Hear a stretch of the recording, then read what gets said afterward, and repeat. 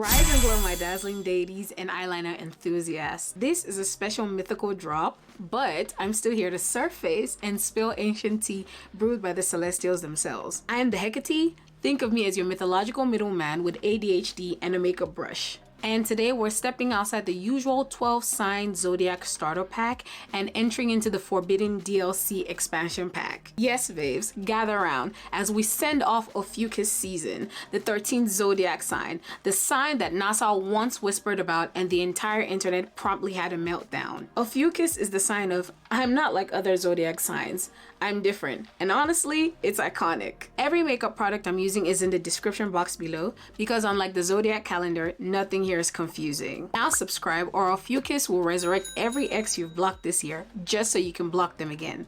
Let's set the celestial tea table. Ophiuchus is the unofficial 13th sign of the Greco-Roman Zodiac. The sun actually passes through it, which means astronomically, it's real. Emotionally, it's chaotic, and astrologically, it's controversial.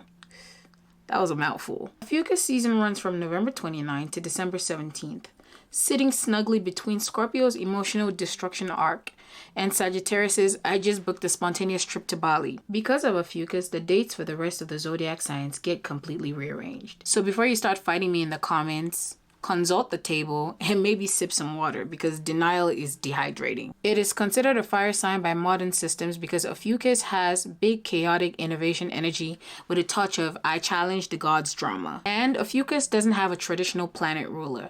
It is the zodiac rebel. But if any planet vibes with Ophiuchus, it is Saturn, the planet of structure and mastery, and Chiron, the space rock minor planet of healing and trauma. Ophiuchus is symbolized by the serpent bearer, which is ancient Greek's version of I've got hands and wisdom. And unlike other zodiac signs, Ophiuchus only has one myth, but trust me, it's enough.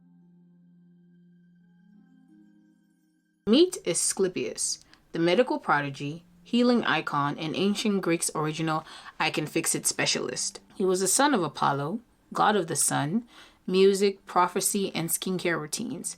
His mother was a mortal princess from Thessaly named Coronis. Asclepius' birth was formed from a love story that went full Greek tragedy. Here's how it goes. Coronis cheated on Apollo. Apollo snapped and threw her into a pyre of flames. And in a moment of guilt, he saved their unborn son from the flames. And that's how Asclepius, the greatest healer in Greek myth, was literally born from death with elite healing potential. Apollo sent him to be raised by Chiron, the wise centaur professor who basically taught every famous hero in Greek myth. If you don't know who Chiron is, pause this and go binge my Sagittarius video. But hurry up, time is mythical. Under Chiron, Asclepius became so good at medicine that he wasn't just curing diseases. Your boy was reinventing healthcare. But the true plot twist in his medical journey was when he started bringing people back from the dead. One day, Asclepius comes across a snake. It startles him, he panics, he kills it. Classic human response. Suddenly, a second snake slithers in, carrying a mysterious herb in its mouth. The second snake places the herb on the first snake's body, and the dead snake comes back to life like it just took a power nap. Asclepius watches the whole thing like, wait, run that back. Inspired by the demonstration and probably questioning reality, he studies the herb, figures out its properties, and starts experimenting with it and applying it to humans. Asclepius becomes so good at healing, he starts bringing people back from the dead using the same herb he learned from the snakes. Naturally, this made the underworld very empty. Hades, the Greek god of the underworld, the dead, and quiet goth uncle is checking his daily soul roster like, hello? Where are my customers? Ghosts are missing. Freshly dead folks are suddenly alive again. The system was glitching. Someone was messing with the life and death algorithm. So Hades goes straight to Zeus like a furious manager storming into corporate headquarters like, hi, hello. Your grandson is undoing my entire job. Tell him to stop resurrecting my customers. Please handle this necromancy nonsense before I unionize. This is the closest Greek mythology ever gets to workplace HR. Anywho, Zeus, professional overreactor, does not ask questions, doesn't investigate, doesn't call his son Apollo or his grandson Asclepius and ask what's going on. He wasn't about to let a mortal disrupt the natural order. So what did he do? He whips out a lightning bolt and yeets Asclepius into oblivion. Asclepius is instantly smited. No trial, no warning, not even a cease and desist scroll, just vaporized. Apollo, learning of his son's death, is furious and threatens to burn Olympus down. Zeus panics, feels half guilty, and decides to fix the PR disaster by making Asclepius immortal. So Zeus places Asclepius in the sky as the constellation Ophiuchus, the serpent bearer, forever wrestling a serpent, the same creature that taught him the gift and curse of resurrection. Ophiuchus forever symbolizes healing, rebirth, and I was murdered for being too good at my job. Let's add 3 scientific seasonings to this cosmic mythical stew. The Ophiuchus constellation sits to the east of Scorpius, the stabby arachnid of doom, and to the west of Sagittarius, the impulsive archer in the night sky. So basically, it's stuck between unresolved trauma and unplanned adventure. Ophiuchus is the actual 13th constellation the sun passes through.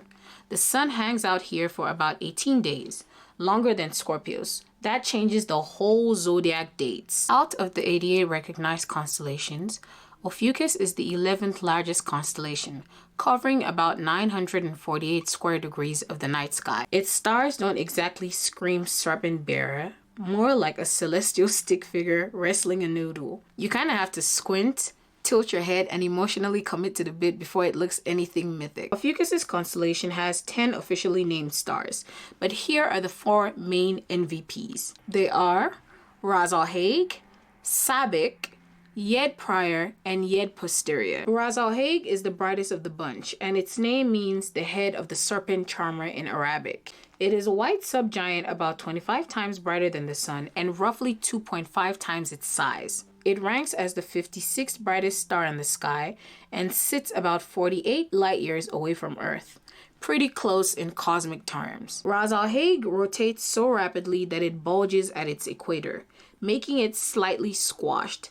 Think cosmic stress ball energy. Sabik means the preceding one in Arabic and marks one of Ophiuchus's legs. It is a binary system of 2 white stars, around 40 times brighter than the sun, and nearly 2.5 times its size. It ranks as the 74th brightest star in the sky and lies about 85 light years away. Sabik's twin stars orbit so closely that their light blends into one, like an eternal cosmic dance-off with no clear winner. Yed Prior means the hand or the arm of the serpent holder in Arabic.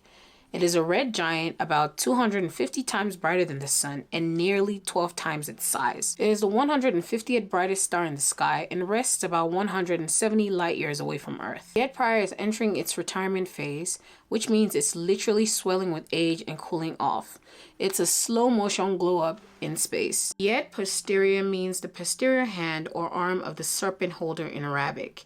It is a yellow giant about 60 times brighter than the sun and around 10 times its size. It is the 196th brightest star in the sky and sits roughly 170 light years away. Yed Posterior and Yed Prior together form the visual of the arm of Ophiuchus, holding the serpent, basically the celestial definition of hand in hand. Every myth drops a life lesson, and Ophiuchus's is sending the message loud and clear. Do use your gifts to heal and uplift others. Ophiuchus teaches us that your talent can be used to serve others, and not just sit in your pocket collecting dust like that eyeshadow palette you swore you were gonna use. When you share what you're good at, you become a light in someone else's darkness, and maybe even earn your own constellation moment. Don't let ambition outrun your wisdom. Asclepius got so excited about his resurrection era that he accidentally disrupted the entire cosmic system and triggered a divine HR meltdown. Just because you can do something does not mean you should push it past common sense. And finally, embrace the dark blue. Ophiuchus's color is dark blue because healing,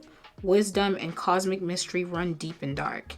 And also, dark blue makes everything look dramatic, even trauma. And that, my dazzling deities, is the myth of Ophiuchus, the celestial healer that was too good at his job, got vaporized for it, and still ended up being iconic. If you enjoyed this cosmic tea, smash that like button, subscribe, and hit that notification bell, because rebirth is legendary, wisdom is deep, and your support fuels the myth. So friends, stay magical, stay mischievous, and as always, stay mythical.